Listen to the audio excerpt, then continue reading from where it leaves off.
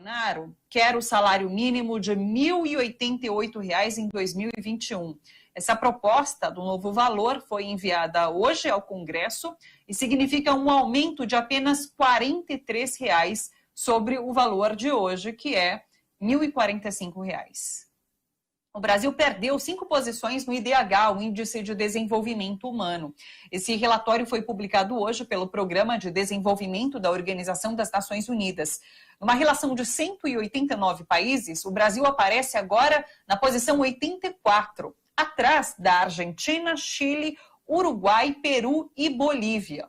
Esse relatório também trata de questões ambientais e destaca a situação grave no Brasil por conta das queimadas e do desmatamento. De acordo com o relatório, ecossistemas como o da Amazônia correm o risco de virarem savanas. Pois é. Ontem, Jair Bolsonaro deu mais um golpe nas políticas de preservação do meio ambiente. Ele assinou um decreto que retira a Agência Nacional das Águas e o IBAMA do processo que autoriza o uso de reservatórios federais para exploração de pesca. Vamos dar uma olhada nessa fala. Nós não precisamos mais consultar a ANA, ela já está passando tudo que nós podemos criar em todo o Brasil nos lagos, tá? Nos 73 lagos federais que nós temos, e nós já podemos regulamentar diretamente para o produtor. Acabou a licitação. Antes, o produtor entrava, ele podia ou não levar a área se outro entrasse na frente. Desburocratizou, desregulamentou, modernizou, tornou mais fácil, então, a criação de peixe no Brasil. É isso? Sem dúvida nenhuma. E retiramos ainda oficialmente o IBAMA de todo esse processo. Sim. Parabéns aí. Obrigado, capitão. Jair Bolsonaro promete para hoje uma medida provisória que deve burocratizar e dificultar a vacinação contra a Covid-19 no Brasil. Dá uma olhada. Eu devo assinar amanhã a medida provisória de 20 bilhões para comprar vacina. Detalhe. Não será obrigatória, é bom né? você saber, né? É outra medida provisória, talvez amanhã. Não obrigatória. Vocês vão ter que assinar o termo de responsabilidade que tomar. Com certeza. Lógico. Porque a Pfizer, por exemplo, a Pfizer é bem clara no contrato. Não nos responsabilizando por efeitos colaterais. É bem claro. Mas eu acho que todas vão ser assim. Então, tem gente que quer tomar, então toma. A responsabilidade é tua. Lembrando que vence hoje o prazo que o Supremo Tribunal Federal deu ao Ministério da Saúde para informar as datas de início e fim dessa vacinação no Brasil. E a ministra Carmen Lúcia, do STF, deu um prazo de 24 horas para que o GSI, que é o Gabinete de Segurança Institucional do Governo, e a ABIN, que é a Agência Brasileira de Informação, expliquem o uso institucional do governo Bolsonaro na defesa de Flávio Bolsonaro, que é filho do presidente. A revista Época denunciou que a ABIN teria produzido 2 relatórios para orientar a defesa de Flávio. Flávio é investigado por desvio de dinheiro público na Assembleia Legislativa do Rio de Janeiro. O general Augusto Heleno, que é chefe do GSI, participou de uma reunião no Palácio do Planalto com os advogados de Flávio, o chefe da ABIN e o próprio Jair Bolsonaro para discutir a defesa de Flávio. Augusto Aras, o procurador-geral da República, também pediu informações à GSI e à ABIN sobre esses relatórios e afirmou que as suspeitas são graves. O ministro Edson Fachin, também do STF, suspendeu portaria do governo Bolsonaro que zerava os impostos de importação de armas pelo Brasil. Essa medida, que entraria em vigor no dia 21 de janeiro, perde então efeito até que esse caso seja submetido ao plenário do Supremo Tribunal, o que ainda não tem data para acontecer. Uma última notícia: o Colégio Eleitoral confirmou a eleição de Joe Biden para a presidência dos Estados Unidos. Os votos dos delegados foram computados ontem à noite, dando a vitória por 306 votos para Biden contra 232 para Donald Trump. Biden se pronunciou logo após essa confirmação e falou da resistência de Trump em aceitar os resultados. Vamos ver. Time and again, President Trump's lawyers presented arguments to state officials, state legislatures, state and federal courts, and ultimately to the United States Supreme Court twice. They were heard by more than 80 judges across this country, and in every case, no cause or evidence was found to reverse or question or dispute the results. A unanimous Supreme Court immediately and completely rejected this effort. The court sent a clear signal to President Trump that they would be no part of an unprecedented assault on our democracy. And I'm pleased, but not surprised, by the number of my former Republican colleagues in the Senate who have acknowledged already the results of the Electoral College. I thank them, and I'm convinced we can work together for the good of the nation. You know, in this battle for the soul of America, democracy prevailed. We, the people, voted. Faith in our institutions held. The integrity of our elections remains intact. And now it's time to turn the page, as we've done throughout our history, to unite, to heal. As I said in this campaign, I will be president for all Americans. Depois dessa confirmação, o presidente da Rússia, Vladimir Putin, reconheceu a vitória de Joe Biden nos Estados Unidos. O presidente do México, López Obrador, também enviou uma carta de reconhecimento a Biden, e Jair Bolsonaro se torna o único chefe de Estado que ainda não reconheceu a vitória do presidente eleito dos Estados Unidos. Vamos conversar um pouquinho sobre essas notícias com a Lourdes Nassif, que é redatora-chefe do jornal GGN. É um grande prazer te receber por aqui, Lourdes. Tudo bem com você? Olá, tudo bem. Muito obrigado pelo convite. A gente agradece demais. Lourdes, vamos falar sobre essa história, então, de termo de responsabilidade. Não dá para entender do que se trata, porque é dizer que o Estado, né, o poder público, não vai ter responsabilidade por disponibilizar e aplicar uma vacina da população. É sem cabimento isso. Muito. Essa parte essa pantomima que esse governo está fazendo contra a vacina, isso aí é a gota d'água. Agora eles pegam, é como se tivesse, eu te dou uma vacina e você assina uma nota promissória. Então, assim, tudo que acontecer daqui para frente é responsabilidade tua, eu trago a vacina e você se vira com o que for possível. A gente não tem mais o que falar desse negacionismo todo desse homem, fazendo tudo para barrar a entrada da vacina e o enfrentamento da pandemia no Brasil. Não tem mais para onde escapar. Então, você tem uma vacina em São Paulo que está sendo politicalizada.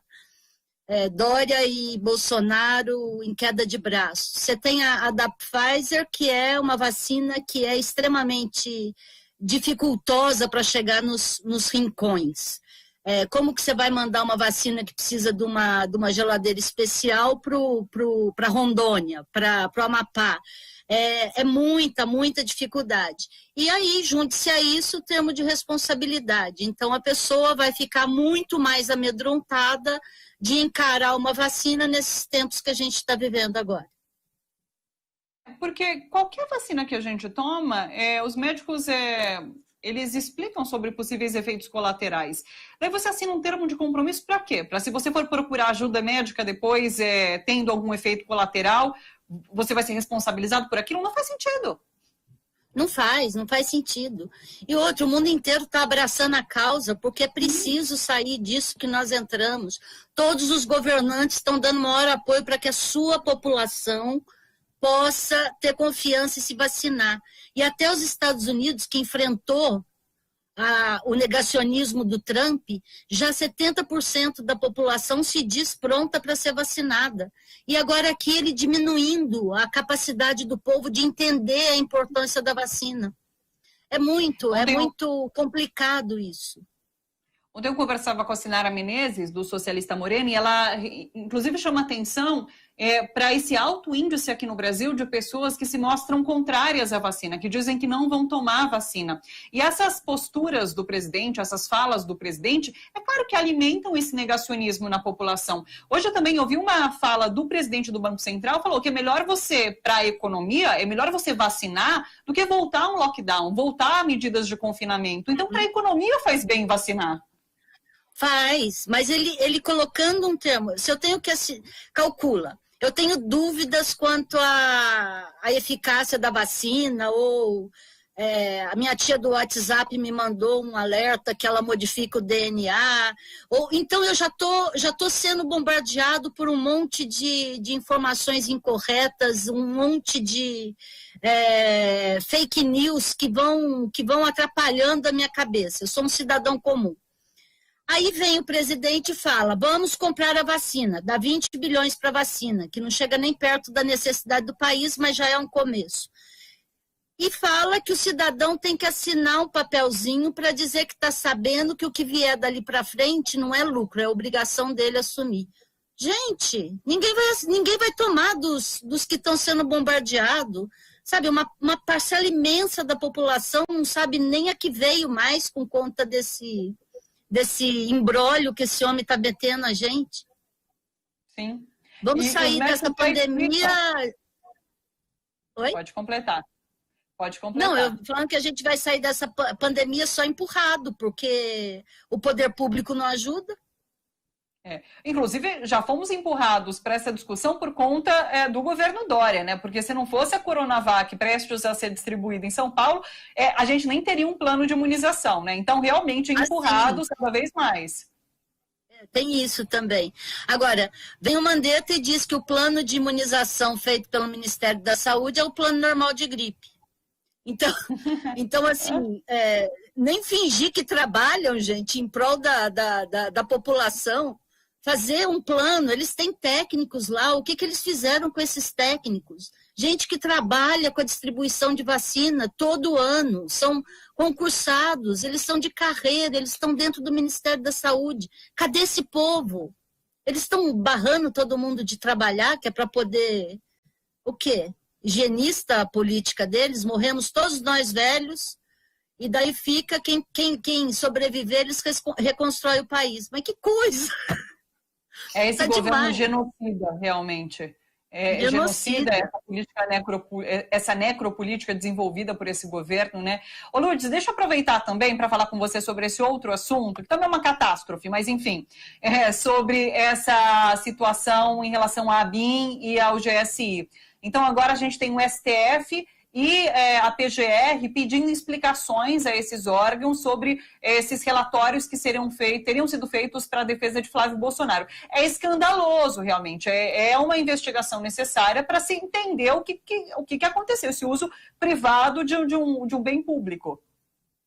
Então, Ramagem, o sonho do Bolsonaro era colocar o Ramagem na Polícia Federal, que atinge muito mais diretamente os filhos do que estando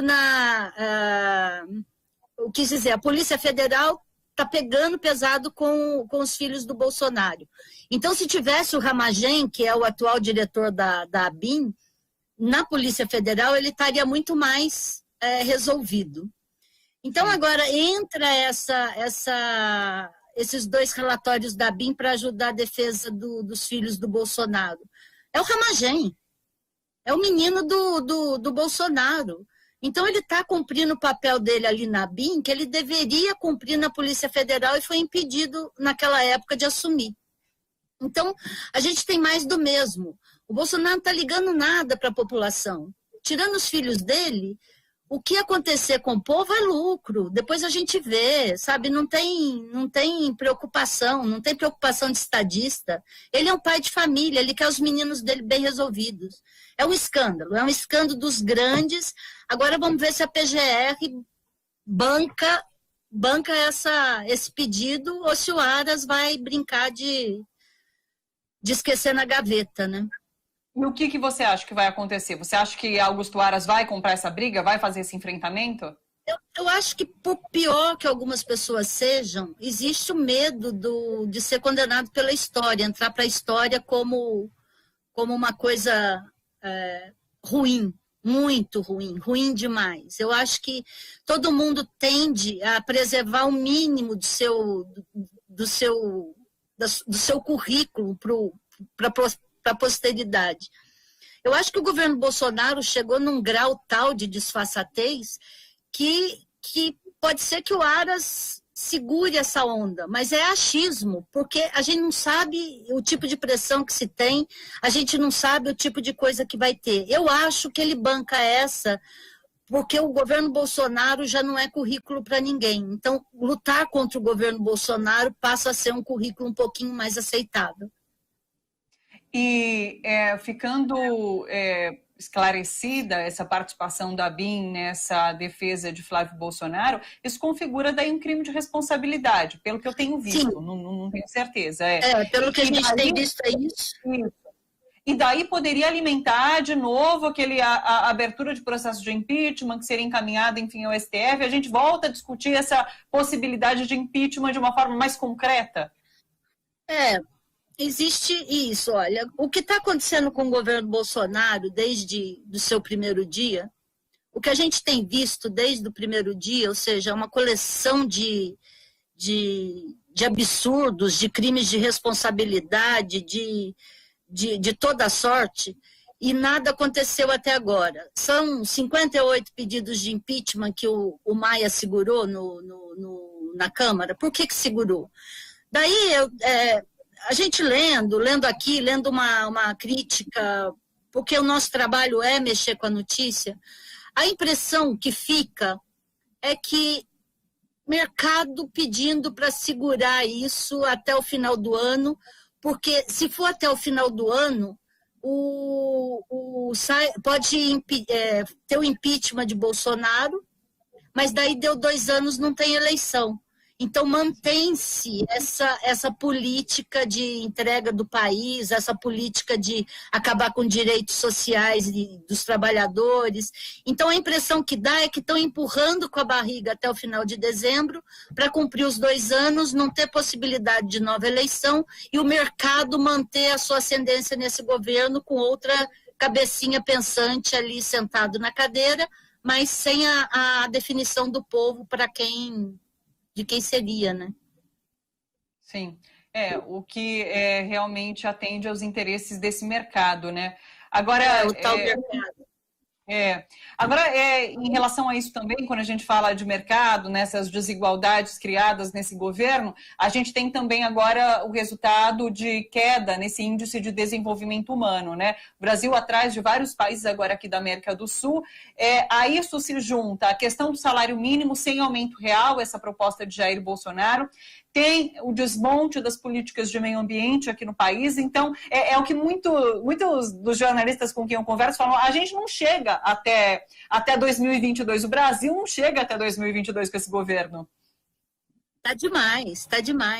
E assim, ter caído tanto no IDH está muito relacionado ao descaso também, não só com o povo, mas o descaso com o meio ambiente, e isso é muito importante. A cúpula do clima está reunida sem o Brasil. Como que pode estar se reunida sem o Brasil? O Brasil com a sua Amazônia. Por quê? Porque não há mais. Estão rifando a parte do meio ambiente, passaram literalmente a boiada. E agora vem, mercado vai ficar com o quê? Com a terra arrasada? Só se for muito bom. A gente não consegue entender isso. Como que você vai ter lucro em terra arrasada? Não tem. A quem interessa, né? Nem ao mercado interessa. A gente não entende a quem interessa essa política realmente. É a política da morte, é só isso que causa, é só destruição e morte. É impressionante, né? É impressionante. Não queria terminar nosso papo assim de forma tão pessimista, tão para baixo, mas é que o dia pede isso, né? Não tem notícia boa, gente do céu. Ô Lourdes, quero agradecer demais a sua participação aqui com a gente. Essa é a nossa última semana agora de Bom para Todos antes do recesso, então vou te desejar um bom final de ano e que a gente volte a se falar no ano que vem, que você venha mais vezes conversar aqui com a gente no Bom para Todos. Obrigada, viu? Perfeito, Thalita, eu que agradeço e um bom final de ano para todos nós, que sobrevivamos ao 2020 para encarar a luta no 2021, que vai ser braba.